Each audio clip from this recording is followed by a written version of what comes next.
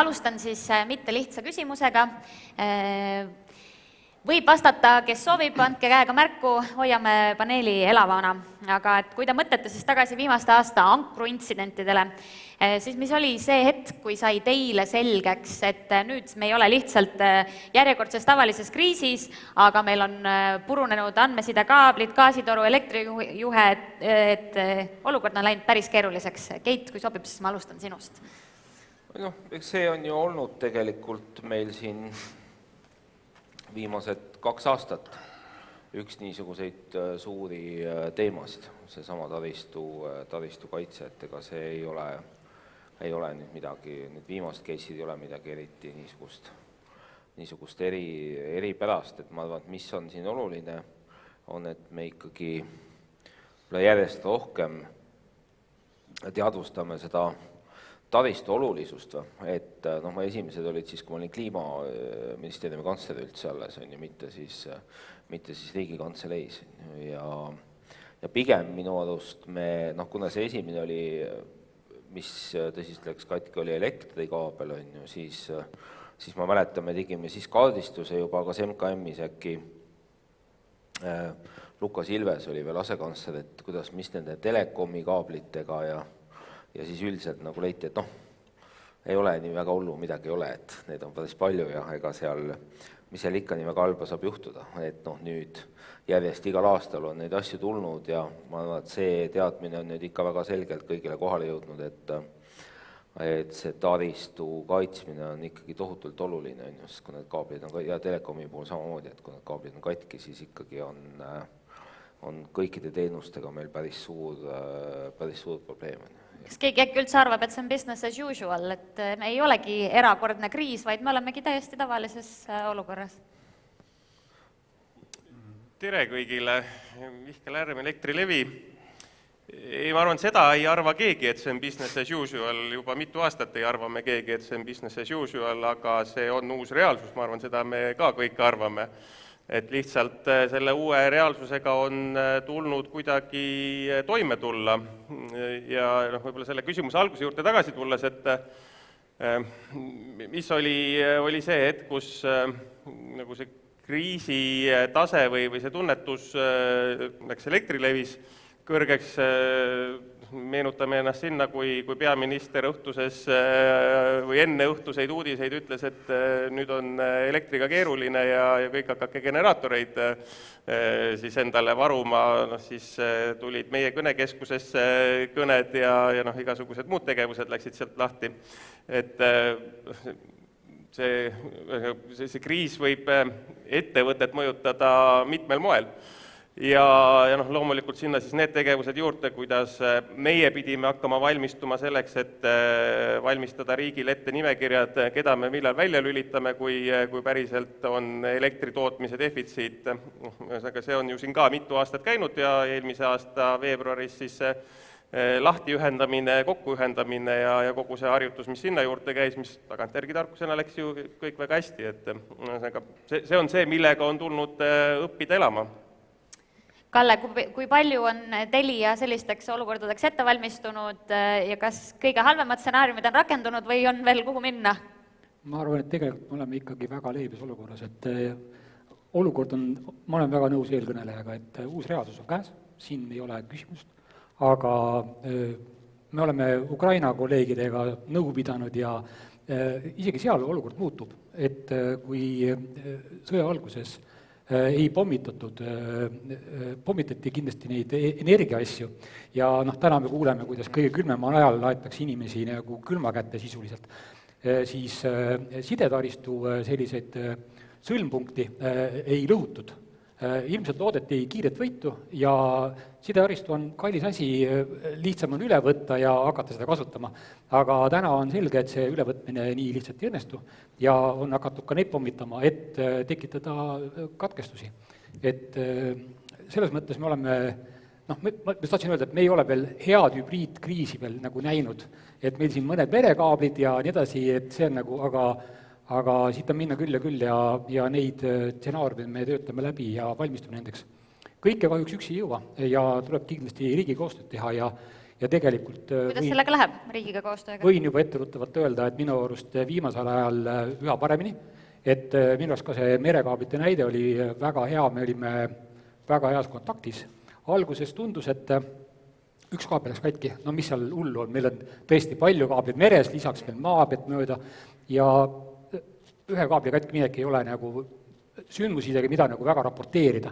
Aga tänases täpselt geopoliitilises olukorras on see ikkagi tegelikult asi, mis tasuks ja me oleme kokku leppinud, et ka sellised mõjutad asjad tuleb raporteerida ja siis läks järgmine kaabel nii-öelda umbes päeva jooksul ja siis läks järgmine ja need olid kokku ju 5 tükki, et sisuliselt 2-3 päeva jooksul 5 kaablit, seal hakkavad juba hoopis teised asjad ja küsimus on natukene, et kui mitmekordselt me dubleerime siis ennast või igaüks eraldi palju dubleerib, et seal on lihtsalt majanduslikult ei ole mõistlik nii palju dubleerida, et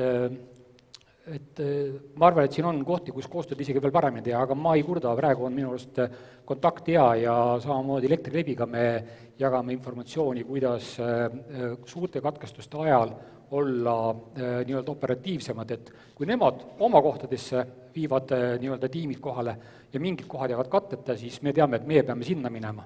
Et kui meil on pehmelt öeldes, ütleme niimoodi, et auto kanistriga on valmis viima sinna generaatorisse kütet, siis millise alla me lähme ja kui me teame, et Elektrilevi päästab need kohad ära, siis meie läheme neid päästma, mida nemad ei jõua päästa.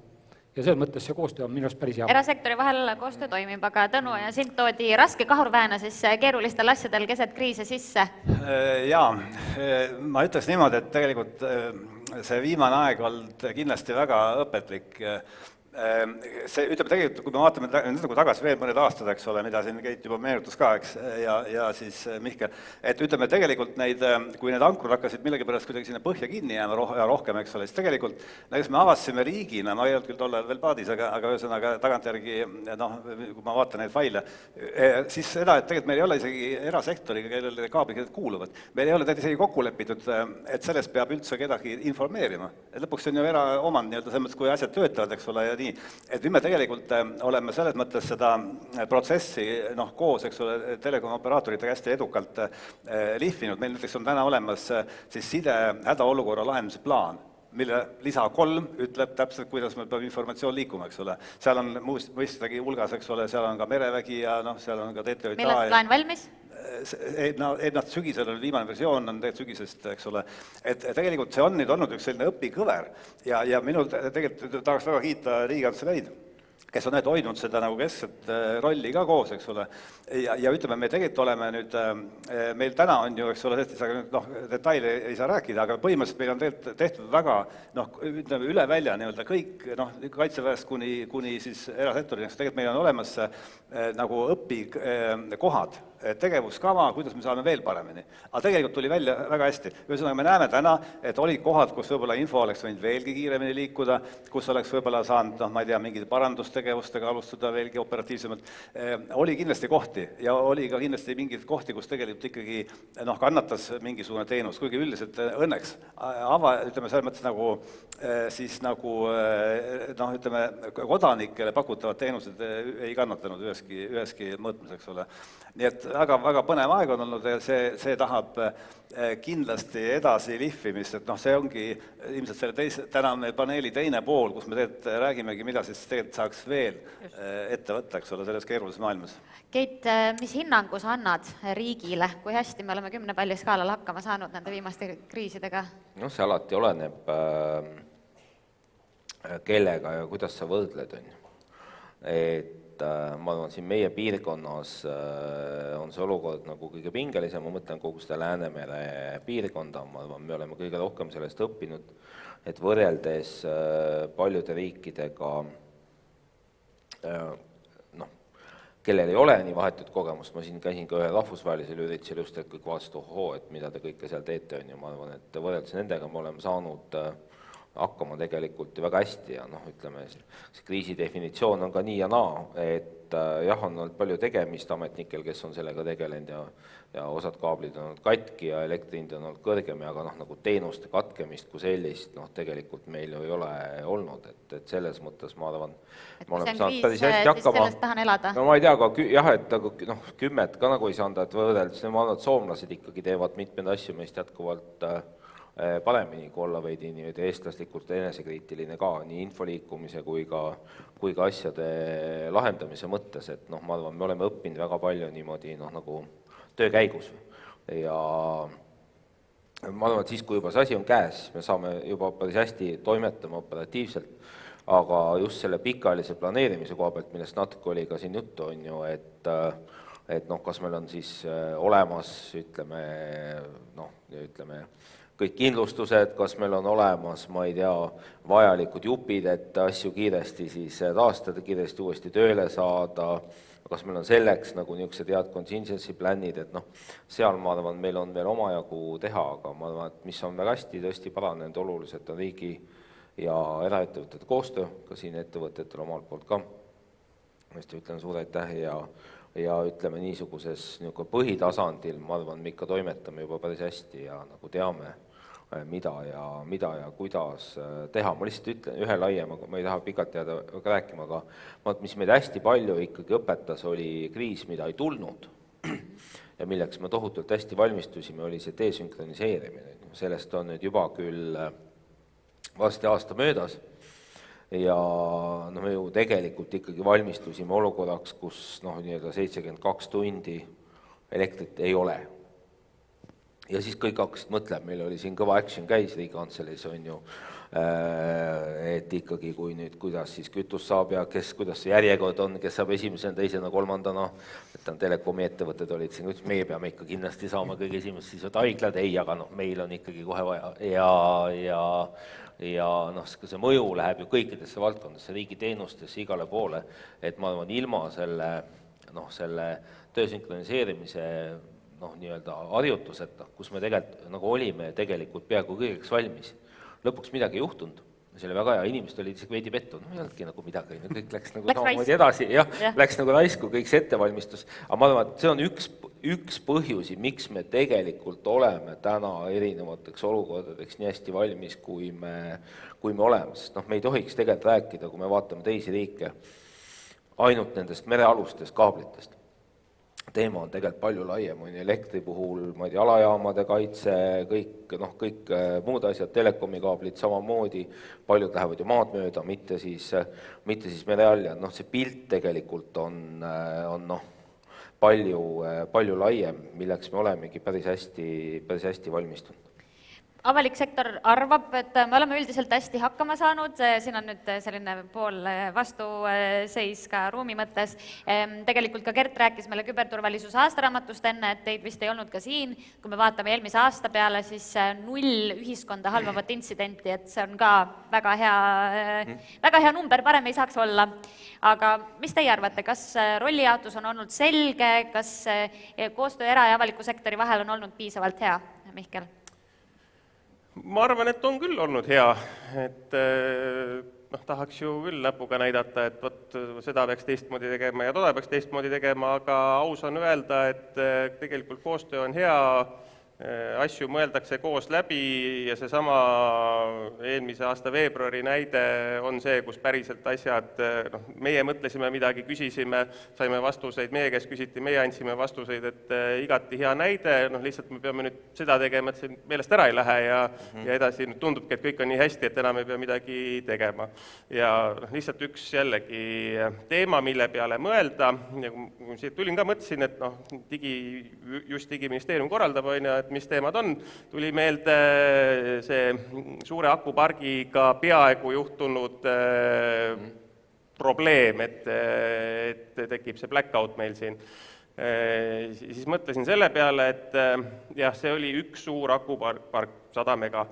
Samas meil on Eestis, täna on päikesest elektritootjad, keda on, ma arvan, neid väikeseid Huawei toodetud inverteriga päikesest elektritootjaid on 100 megavatte ja noh, miks see digiministeerium meelde tuli, et meil kunagi sealt ministeeriumist tuli ka üks Huawei'ga seotud seadusepügal ja siis mõtlesin, et noh, huvitav, kas see on nüüd nagu järgmine asi, mida peaks ikkagi kuhugi teemaks võtma, telkodel on omad valusad kogemused, siis võib-olla saavad keegi järgmise selle kogemuse, et mida saab ja mida ei saa teha. Siis, aga Mihkel, mis sa tahad teha selles? Need kinni panna, need päiksepargid või? Ei, mina ei taha midagi teha, ma lihtsalt mõtlen. Et noh, lihtsalt see mõju, mis seal on ju meeletult suur ja kui seal midagi peaks juhtuma, siis noh, aga ma arvan, et meil on kriitilisemaid asju, millega kiiremas korras tegeleda, lihtsalt seoses selle ministeeriumiga tuli see teema meelde. Jah, aga küsimuse juurde ma arvan, et koostöö on hea ja isegi kohati liiga hea ja mis tähendab liiga hea koostöö? Halb on öelda, aga seda usaldust riigi poolt on ikkagi hästi palju, et küll ettevõtted hakkama saavad, mis on tore ja siiamaani oleme ju saanud ka, et noh, lihtsalt vahel tekib endal seal Elektrilevis istudes see küsimus, et noh, keegi ei küsigi midagi, et ma ei tea, 10 000 inimesed Eestis on elektrita, keegi ei küsigi midagi, et aga ju siis see kommunikatsioon meie poolt on piisav, et ei olegi vaja küsida. Kas Telia arvab ka, et koostöö on liiga hea? Riik usaldab liiga palju? Nagu oli meil siin alles olukord on ja 4 päevad sai tööd. Me oleme ühesugust nagu võrguettevõtted mõlemad, aga natuke erinevas positsioonis, et ma olen siin küll Teli esindaja, aga kui Telekomi natuke laiemalt vaadata, siis me igapäevaselt võistleme ja võitleme klientide eest, klientide saamise ja hoidmise nimel ja peame turul nende käest saadud raha eest toime tulema, et kui me räägime energiavarustatusest, siis me võime öelda, et riigina me oleme otsustanud, et me oleme nüüd eraldi, ei ole enam Venemaaga sünkroniseeritud ja me kulutame mingisuguse sünkroniseerimistasu, mis tundub olema õiglane ja kõik need niimoodi. Aga noh, me ei saa nagu mingit ekstra tasu kehtestades, me peame igaüks toimetama. Aga teistpidi ma ütleks niimoodi, et ka neid kõiki nii-öelda intsidente, mis meil siin nüüd on olnud, neid vaadates, siis seal me olemegi minu arust väga selgelt õlg-õla kõrval kõik operaatorid, et seal ei ole niimoodi, et nagu naerame, et näed, teisel läks kehvemini või taolist, et või midagi taolist, et sükest asja nagu ma küll ei tunneta, et ka see koostöö on minu arust päris hea ja seda juba isegi ütlesid, et track record on, eks ju, poole sükseid intsident olnud, järelikult oleks imelik öelda, et kehva on see asi. Aga ma arvan, me peame vaatama nagu homsesse ja mida veel teha saab, on ju. 3 minuti pärast vaatame. Okei, aga jah, võib-olla, ma ütlen, et mitte paegalt kadedaks see, et kui ma vaatan ka grupis näiteks, meil on seal osadel riikidel on, ma isegi ei tea, mitmekümne meetri sügavusel on Kalju sisse, on niisugused juhtimiskeskusalaadsed asjad või niisugused nagu turvalised asjad, mis ongi sõna otseses mõttes pommikindlad nii-öelda, on ju. Võib-olla olid eriti ägedad moodsad pommid, millega siin Iraani pommitati, võib-olla need võtavad sinna ära, aga nagu üldiselt need tunduvad on väga kindlad, et me ei jaksa niisugust ehitada. Et kas riigina peaksime kuidagi midagi tegema kaitseväega või ma ei tea, kellegiga koos, et mingid osad aristut viia ka nagu just mingi tuumiksõlmedena viia kuhugile nagu paremisi peitu, midagi taolist. Ja võib-olla droonikaitsete teema, et kuidas me seda nagu suudame vältida või hoida ära, et kui meil on täna nagu niisugused ilmetud kastid kuskil, mis on mõnes mõttes alajaamad või niisugused vahejaamad nagu, et siis need ei paista silma ja keegi võib-olla neid ründa ka. Aga kui me paneme sinna ette soomukitega mehed patrullima ja siis veel ehitame sinna drooni katuse peale, siis varsti on kindlasti keegi, kes helistab, ütleb, et kuulge, siin on mingi niisugune objekt, mis vist vajaks ühte pommi, et kui asi jamaks läheb. Et palju me seda tähelepanu tõmbame, et kuhu see tasakaal isegi panna, et ma arvan, et mind erutab rohkem see, mida me homme teeme, et täna on väga hea, et ma ei kurda. Aga tuleb õppida ajaloost, aga Tõnu, sa tõstsid vahepeal käe. Ja ma tahtsin isegi kommenteerida, mis Mihkel ütles, et tegelikult see on väga oluline asi, see tarneahela kontrolli, me tegelikult noppisime selle just digiministeeriumis üles koos Rahandusministeeriumiga, me hakkame tegelikult vaatama üle kogu siis ütleme, kogu riigiannetuse set-up'i, aga mitte ainult selle, vaid üldse, kuidas tegelikult saab, noh, kui me teame näiteks väga hästi, keda ei peaks ostma, näiteks ma ei tea, kui palju teil on siin Lenovo arvutid laual, eks ole, et noh, tegelikult meil ei ole mingit alust seda välistada, kui tänase seadusandluse pinnalt, eks ole, nüüd me vaatame selle üle ja siis saab teha teatud korrektuure. Nüüd teises punktis lihtsalt, kui me täna vaatame seda pilti, mis täna hommikupoole kõlas, eks ole, et 400 miljonit kriitilise infrastruktuuri rünnet toimus eelmine aasta, 400 miljonit, noh see on okei, globaalne, see mitte Eestis, aga see näitab seda skaalat, millega tegelikult see asi toimib. Ja mis on siis tegelikult nagu see hübriidoht või hübriidrünnakud, eks ole, tegelikult see, ütleme, noh, kõige rohkem mängijad muidugi need suurriigid, eks ole, me teame need, kes need mängurid on, ja need moodustavadki sellise siis, see küber, eks ole, on üks, siis noh, kineetiline rünnakud on teine, need on need siin ankrud, eks ole, igasugused, eks ole, siis droonid, mis iganes asjad, eks ole, siis on, eks ole, sama see petuskeemid, eks ole, sellised valeinfokampaaniad. Ütleme, et see on üks suur tervik ja me nüüd oleme selle sees karupidi, see on läinud tegelikult ikkagi, noh, kui me vaatame viimaseid aastaid, eks, see on ikkagi noh, meeletu eskalatsioon, mis selles maailmas on toimunud, pluss nüüd veel see AI on siin juures, et tegelikult see maailm on meeletult muutunud ja me peame suutma mõjuda selles ja me peame suutma nagu vaadata, eks ole, 2 sammu ette ja ennast kaitsta. Ma arvan, siia me oleme hästi hakkama saanud, aga see ei tähenda, et me homme saame, kui me ennast nagu kuidagi lõdvaks laseme. Sandra, kui ma võin, et ei jääks nüüd niisugune mulje, et meil kõik on ainult super hästi, on ju. Ja et väga mitte eestlaslik paneel, ma ütlen tavaliselt ikka alati, kui ma räägin, kõik on õudselt halvasti, et siis, kui ma vaatan nagu seda suurt pilti, siis ma arvan, et tegelikult ikkagi nagu selles küberi pooles me oleme nagu ikkagi väga head. Enne rääkisime sellest, see on meie suur tugevus alati olnud, on ju, ja ma arvan, seal ikkagi me oleme saanud väga hästi siiani hakkama. Ma arvan, me saame hästi hakkama ka mingite olukordade lahendamisel, kui need kriisid on juhtunud. Ma arvan, mis on meie kõige suurem ikkagi nõrk koht, on reaalselt siis nende muude igasuguste füüsiliste intsidentide ärahoidmine või tõrjumine. Ja selleks ikkagi täna, ühtepidi tihtipeale see ei olegi võimalik, kui sa vaatad neid samu tankerite laevadega seotud asju, aga teiseks meil ikkagi ei ole ka piisavalt võimekusi ja ressursse selleks, on ju, et kui me mõtleme neist droonide ja nende teemade peale, et siin, ma arvan, meil on ikkagi veel väga pikk tee minna, et sinna teha rohkem investeeringuid. Seal me tegelikult täna alles tegeleme ka sellega, et ikkagi selgelt defineerida ära rollid ja vastutused, et kes siis mida võib ja saab teha, kes mitte, et täna on see väga riigikeskne, droonidest just räägin, et väga riigikeskne see valdkond, kes on kokku puutunud, teavad, on ju, et seal tegelikult erasektorile ja elutähtsa teenuse osutajad tuleb anda rohkem võimalusi ja pädevust ka nagu ise toimetada, et meil on siiski ka palju niisuguseid haavatavusi, mida me siin omavahel võime rääkida, aga mida laiemalt võib-olla väga mitte on ju, kus meil on mingis mõttes on vedanud, et midagi Eestis ei ole konkreetselt juhtunud ja siis on ju, kui vaatame teiste riikide näiteid, eriti nende droonid ja siis nende Leedus olevate Valgevene õhupallidega, siis nagu isegi raske on, et mida siis täpselt teha on ju.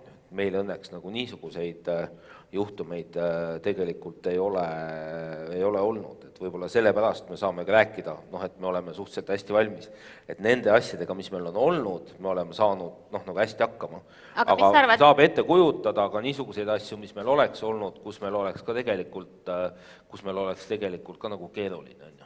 Aga mis sa arvad, Mihkli, sellest kommentaarist, et tihti tundub, et riiki võib-olla ei huvitagi, kas nemad on valmis ja saavad hakkama? Et võib-olla see on isegi rohkem sinu küsimus sinu eelmises rollis elus? Eks meid ikka huvitab, aga ega siis need plaanid on ju laias pildis on paigas, see on ka teada, kui palju raha on ju, ja ega me võime ju iga päev, ma võin Mihklile helistada, küsida, kas ta saaks veel midagi teha, aga üldjoontes on ju selge, mis see meie võimeks on, mida me saame teha, mis mitte, mis need meie riskid on, mis üleval on, et ma arvan, see ei pea niimoodi toimima, et riik iga päev siin teeb mingit tohutut järelevalvet, et tegelikult kõigil nende teenusosutajatel oma vastutus teada. Siin on olnud ka meil teravamaid arutelusid varasemalt on ju siin mitmetes valdkondades, et kus algusaegadel just, kui me hakkasime alles selle kriisivalmidusega tegelema, kus ei olnud lõpuni need need ülesanded ka nii hästi erasektori poolt võib-olla nii teadvustatud kui ka siis kui ka siis võib-olla ellu viidud, aga noh, see on tõesti juba, tundub nagu väga kauge minevik, et sellest on ikkagi väga palju on juba muutunud sellest ajast alates.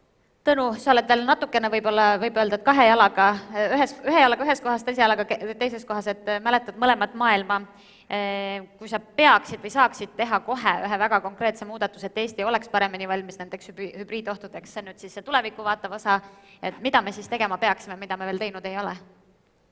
Ma arvan, et siin ei ole ühtegi, ma tõesti olen selle peale veetnud vist pikki öid ja päevi mõeldes, et tegelikult siin ei ole ühte suurt asja, kui me nüüd selle ära teeme, siis on kõige super hästi. Siis 2.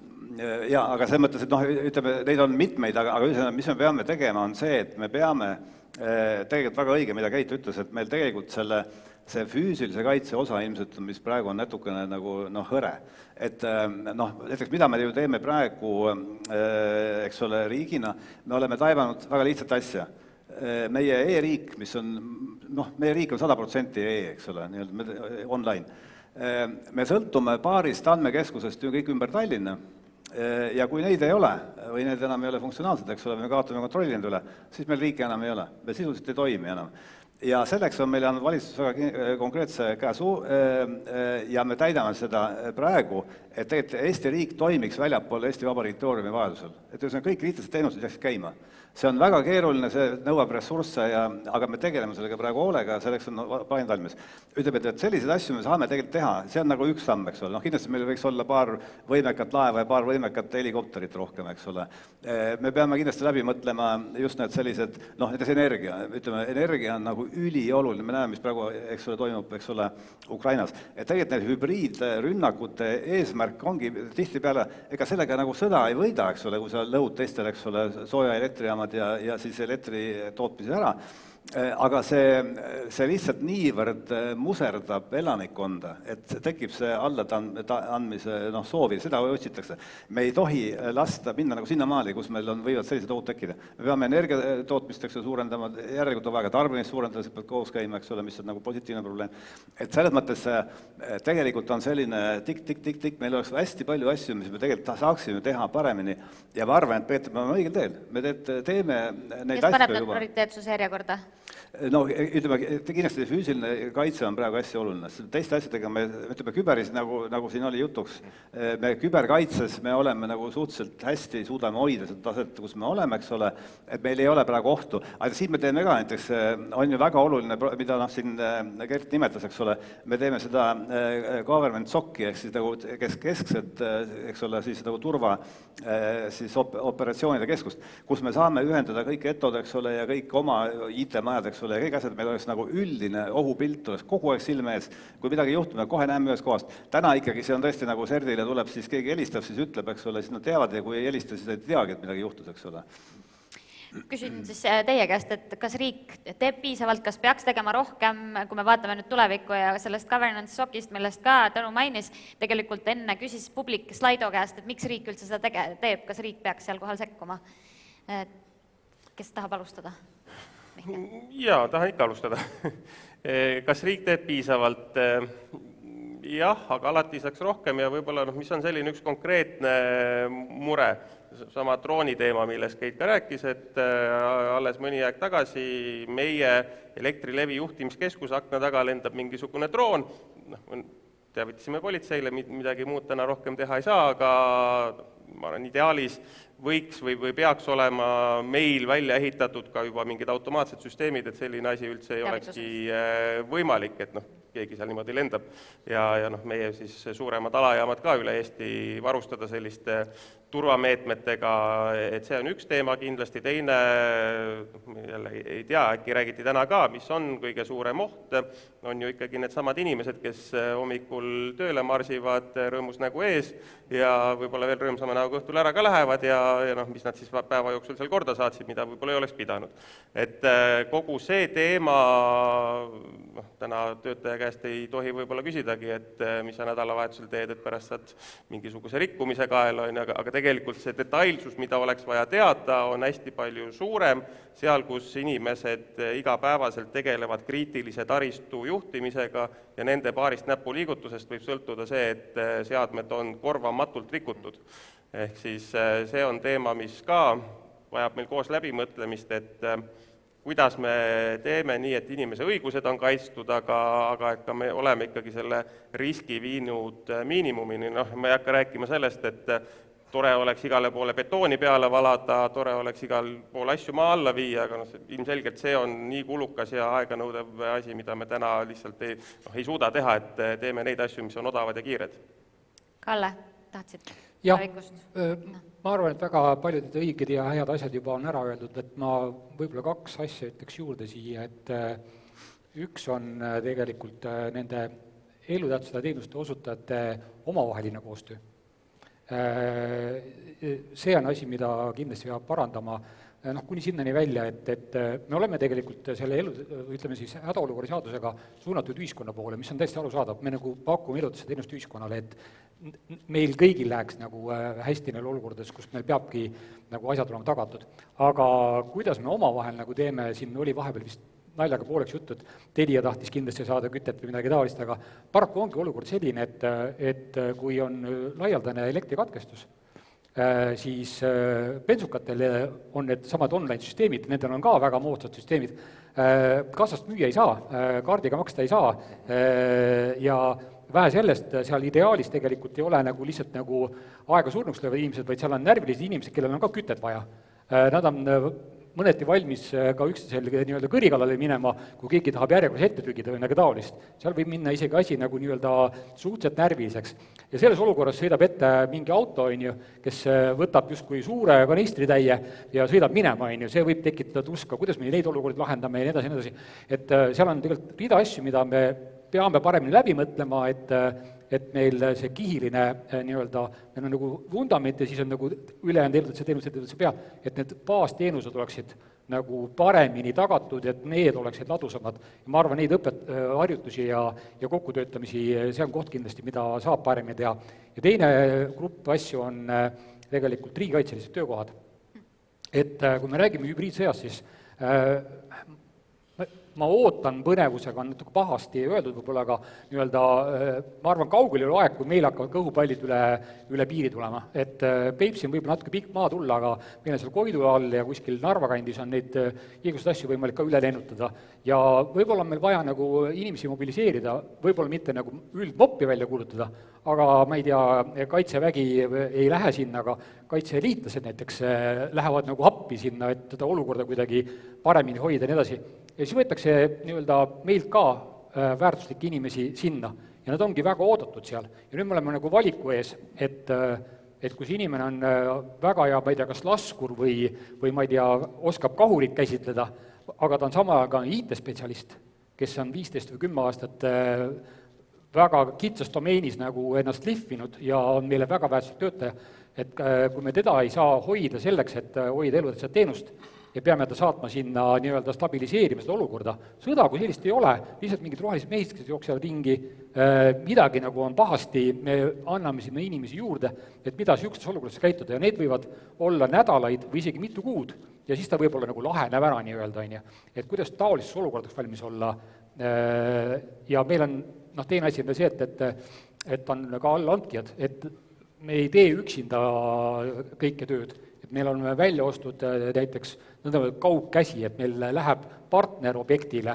viib selle asja sinna, ühendab ära, siis tuleb meie insener kaugelt ja teeb nagu targaseadistuse, aga see tänases setupis see kaugkäsi ei ole isegi nagu nii-öelda elutähtsa teenuse pakkuja.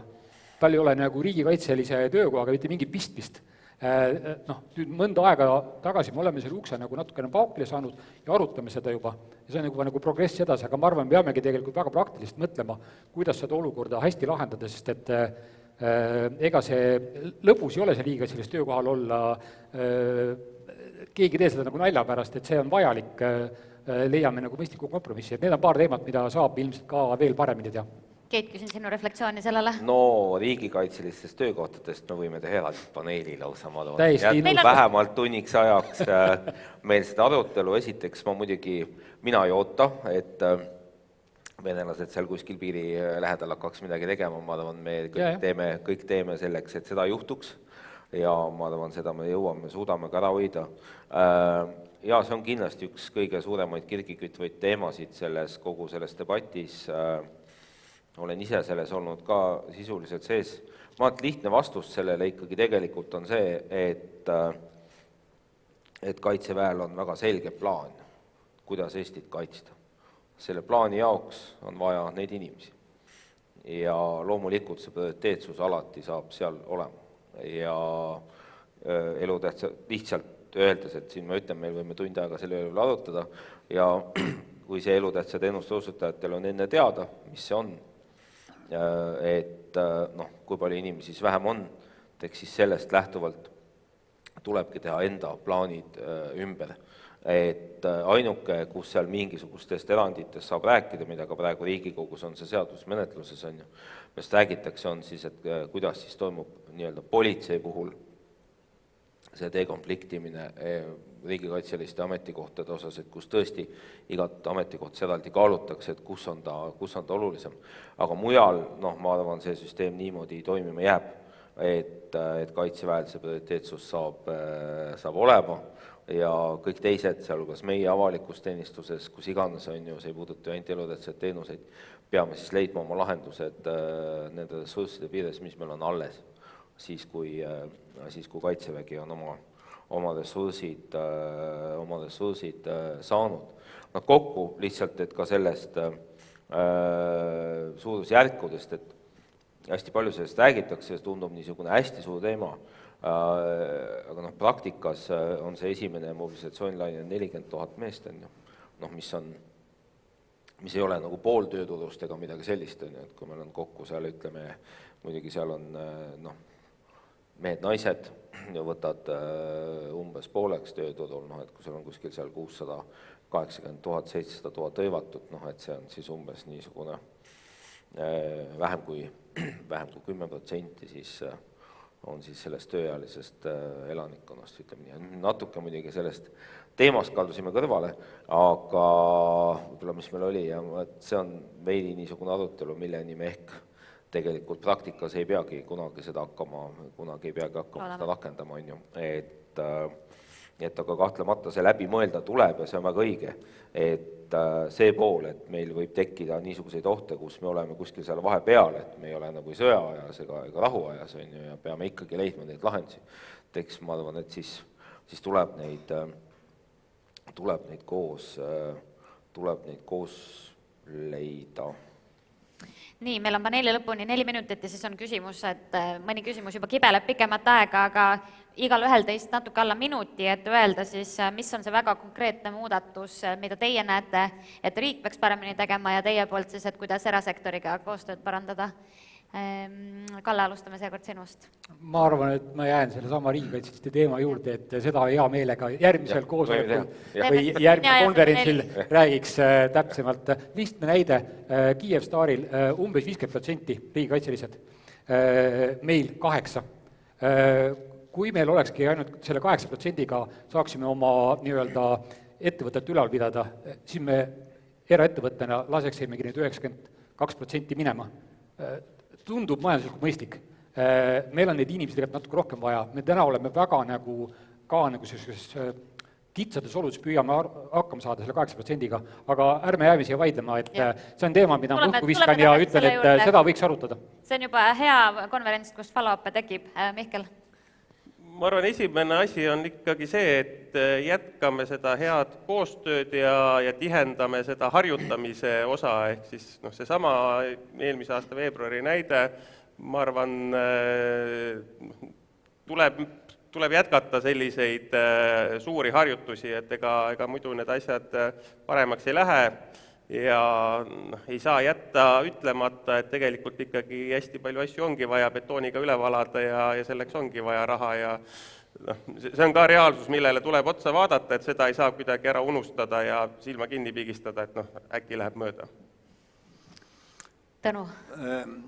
No ütleme, üks asi, mis on kindlasti hästi kriitiline, et see ülimalt hea koostöö erasektori jätkuks ongi tegelikult ju enamik taristut on erasektori käes, eks ole. Noh, on, okei, meil on elektrijaamu, eks ole, selline osa on nagu riigil, aga põhimõtteliselt, kui me vaatame telekommunikatsiooni, siis see on puhas eraäri, eks ole, noh, meil on erisidevahendid ja mingid asjad on, eks. Et noh, siin on nagu ülikriitiline, et me oleme nagu ühel lehel, eks ole, et noh, et meil tekiks seda efekti, mida õnneks ei ole, ja ma olen kindel, et ei tule ka, et me peame nagu läbi, noh, meie nagu tunneme, et erasektor ei tee kõike, siis me teeme mingeid regulatsioone ja siis erasektor tunneb, et neid on kuidagi surutakse, eks ole, ja nad hakkavad noh, kuidagi, ühesõnaga, tegelikult nagu me nägime praegu, oleme näinud seda väga hästi positiivselt, erasektor on teinud rohkem, kui regulatsioonid nõuavad. Ja see on hästi positiivne trend, et me tegelikult kõik tunneme, me oleme ühes riigis. Me oleme ühe riigi kodanikud, me tegelikult tahame, et meil oleks hästi, eks, ja noh, majandus on ju ümber erasektori. Et selles mõttes ma arvan, et me oleme hästi õigel marsruudil, et me peame hoidma seda, et meil ei ole vaja läbi regulatsioonide, läbi mingite bürokraatiate asju ajada, vaid me tegelikult saame aru, mis on nagu, mida saaks riik paremini teha, mida saaks erasektor paremini teha, me lepime sellest kokku ja me teeme koos, eks ole, 1+1 on rohkem kui 2. Et ma arvan, et me tegelikult oleme noh, selles mõttes nagu õigest tuules praegu. Keit. No ma proovin mingi veel uue mõõtme siis siia sisse tuua, sest palju on siin öeldud, millega ma kõigega olen nõus. Et me nagu sellest rahvusvahelisest koostööst ei ole täna rääkinud, et tegelikult ma arvan ma tulen tagasi selle Läänemere piirkonna juurde. See kriis on need erinevad kriisid siis ja rünnakud on meid väga palju ka nagu kokku kasvatanud nii Balti kui ka Põhjala riikidega. Me oleme praegu ka selles NB8 formaadis, mis on siis Balti-Põhjamaade koostööformaat eesistujad ja ma arvan, et seal on tegelikult hästi palju praktilisi asju veel, mida me saame koos paremini teha, sest ega see rünneteks valmisolek ja see kõik on nagu hästi kulukas, see on õige ja see nõuab väga palju ressursse ja me tegelikult ei pea, ma arvan, võtma ambitsiooni, et meil kõik oleks endal olemas. Ja ka teised riigid tegelikult seda ambitsiooni ei pea võtma, ma arvan, täna see on natuke nii, noh, et kui on abi vaja ja küsitakse, siis ikka aidatakse, aga millele me mõtleme ka Riigikantseleis on, et me tegelikult me teeksime seda planeerimist ka nagu rohkem ühiselt koos. Et me juba teaksimegi väga täpselt, kellel on mis haavatavused, kellel on mis võimed, kust on võimalik mida asendada, kui midagi juhtub, nii et noh, kui me oleme enda asjad enam-vähem koostöös, ja me juba tasapisi siin teeme, juba ka see on üks meie niisugust teemasid, millega me praegu selle NB8 tegeleme, et noh, mitte ainult Eesti nii-öelda erasektori ja riigisektori koostöö, vaid tegelikult nende meie piirkonna riikidega, kellel kõigil on samad mured, ka tihedam koostöö. Meil endal on seal ka palju tugevusi, mida me saame pakkuda, aga kindlasti on ka asju, mida saab pakkuda meile. Lihtsalt üks hästi lühike mõte. Ja, et me oma Norra kolleegidega rääkisime just sellest nii-öelda veealusest taristust, eks ole. Ja meil tegelikult on põhimõtteliselt probleem on täpselt sama, aga nende probleem on teistsugune. Meil on see, et meil on hästi madal vesi ja hästi palju sellist, ütleme, sidekaablid, eks ole, eeskätt, aga on ka elektri, nii. Nende probleem on see, et neil on tuhandeid kilomeetreid naftajuhtmeid vee all. Aga vesi on sügav, sinna nagu, eks ole, ankrut ei pane. Aga kohutavalt huvitav see, kuidas me oma madalas vees hakkama saame, eks ole, meid tegelikult huvitas väga, kuidas nad seda sügavett ka kaitsevad, eks ole. Noh, neil on allved, droonid, värgid, eks ole. Et tegelikult siin me saamegi just rahvusvaheline osa, et meil on hästi palju üksteisest õppida. Nii, liigume juurde publiku küsimuste juurde, neid on väga-väga palju. Üks tänase päeva põletavamaid küsimusi, mitu korda on küsitud, mis asi see KOVSOK on? See on SOC on Security Operations Center, siis nüüd me oleme siin peaks eesti keeles rääkima, et ütleme siis turvajuhtimiskeskus, ütleme, et ja see peaks olema siis selline koht, kus 24/7 on Eesti parimad pead, kes tegelevad küberturvalisusega ja kelle siis, kust lähevad niidid tegelikult nii siis nagu elutähtsate teenuse osutajateni kui ka riigi kõigi asutuste ja IT-majadeni, kus on olemas kogu aeg vahetu pilt, mis toimub võrkudes, eks ole, kes on võimeline tegelikult keskselt aru saama, kust oht on tulemas. Et täna sellist meil ei ole, et ma usun, et võib-olla see andis enam-vähem pildi, mis see on. Jaa. Nii, Mihkel, siin oli küsimus, mis on meie õppemomendid Poola ja Hispaania energiaintsidentidest? Alustame sellest Hispaaniast. Seal neid õppetunde on ühte ja teistpidi uuritud, aga võib-olla see esimene on planeerimise pool. Ehk siis see, millist elektrisüsteemi on vaja, et oleks välistatud siis Hispaania sündmuse kordumine. Et meil oleks piisavalt juhitavat võimsust, needsamad gaasijaama hanked, needsamad akupargid, et ega selle elektrisüsteemiga ongi nii, et tuleb ikkagi ette ehitada selline süsteem, millega saab siis igapäevaselt elada, et niimoodi jooksu pealt ei saa suuri asju elektrisüsteemis kahjuks parandada. See on üks asi, Poola intsident, ma nüüd täpselt ei teagi, millist intsidenti siin mõeldakse, aga näitena Poolast on neid asju, kus siis on kriitilist taristut lõhutud, tahtlikult lõhutud, ehk see on seesama betooni valamise koht, see on seesama jälgimise koht, et meil on ülevaade olemas, mis toimub, et me suudaksime siis kohe kiiresti reageerida. Aitäh! Kalle, katkestuste ajal oli pildis Elisa kaablite purunemine. Kas Telial on asi paremini lahendatud või Telial pole nõnda palju merealuseid sideliine kui Elisal?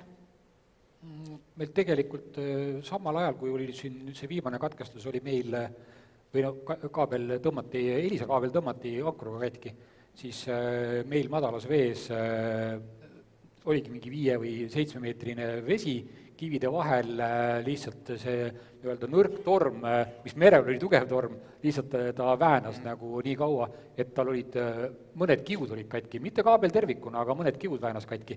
Ja ehk siis sa ei ütle, aga sa ütled, et Telia on... Kuidas? Sa ei ütle, aga sa ütled, et Telial on paremad kaablid? Ma arvan, et kaablid on meil ühesugused selles mõttes, aga meil vedas nagu selles mõttes, et meie samast 5 intsidendist kõige esimest ma ei ütle, kes see oli, aga nendel oli päev aega varem kaabel katki, meie saime laeva esimesena kohale. Väga hea. Nii, Keit, kas meil on olukordi, kus erasektor teab hübriidohust rohkem kui riik ja vastupidi? Jaa,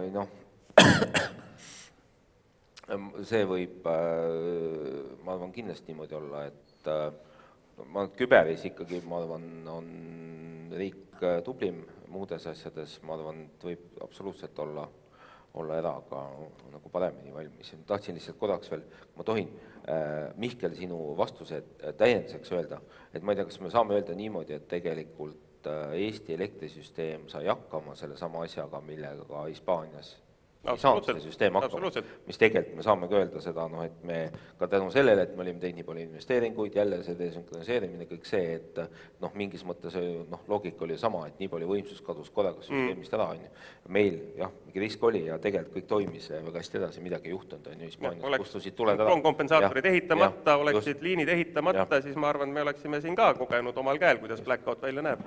Selle positiivse noodiga tahaks lõpetada paneeli, aga ma olen eestlane ja ei lõpeta. Kiuslik küsimus Tõnule otsa. Kui turbe ja riskide maandamise parimad praktikad ütlevad, et ära hoia mune ühes korvis ja väldi vendor lock-in'i, siis millest selline ebanormaalne Microsofti lembus? See ei ole ebanormaalne Microsofti lembus, ma ütlen kohe vastu. Ütleme, tegelikult see küsimus tuleb nüüd uksest ja aknast ja seda on tulnud korduvalt vastata. Ühesõnaga, ma võin öelda seda, et me kindlasti katsetame, siin Ritt sellega juba tegeleb, eks ole, me vaatame ka igasuguseid neid vabavaralisi variante, aga ühesõnaga tegelikult oleme ausad, see Microsofti toode on selles võtmes nagu täiesti asenematult hea, et ta on nagu täis ökosüsteem, tegelikult seda me korra siin juba ühel seal pildil nägime, et sul on seal sees absoluutselt kõik, ütleme, sul on messengerid, sul on, eks ole, e-maili asjad, eks ole, storage, eks ole, sul on isegi AI, eks ole, on seal sees, eks ole, mis saab vaadata kogu ökosüsteemi. Kui nüüd need riigid, me oleme vaadanud näiteks sama, kuidas sakslased siin tegid ja taanlased tegid midagi, eks ole, ja siin erinevad, tegelikult ei teinud Saksamaa, vaid tegid Schleswig-Holsteini liidumaa tegi seda, eks. Et ütleme, nad on kombineerinud siis erinevaid, võtnud erinevaid vabavarasi ja siis teinud omale sellise klastri, mis on fine, aga ütleme, et tegelikult meil ei ole nagu sellist, ütleme, ainuke põhjus Microsoftist loobuda on praegu see, et kuna me ei tea, mis käsk võib kuskilt Washingtonist tulla, eks ole, öeldakse, et ärge rohkem Euroopat teenindage ja siis me oleme sellest ilma.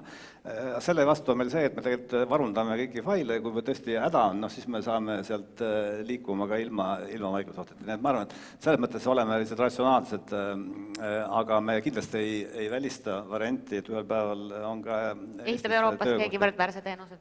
Mida? Et ei saa välistada varianti, et mõnel päeval ehitab keegi Euroopas võrdväärse teenuse. no näiteks või selles, et me ise kombineerime siin Eestis, me proovime nüüd, eks, et kombineerida kokku nendest mingist LibreOffice'itest asjadest üheks mingi komplekt, millega oleks võimalik töötada. Lihtsalt kogu ülejäänud Eesti Vabariik kodanikud kasutavad, ma arvan, et Microsoft edasi, neid on väga raske veenda sellest loobuma.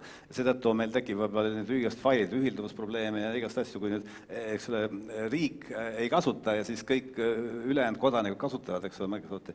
Et me peame siin kõiki asju kaaluma, et see ökosüsteem peab toimima, need arendused peavad toimima, eks ole.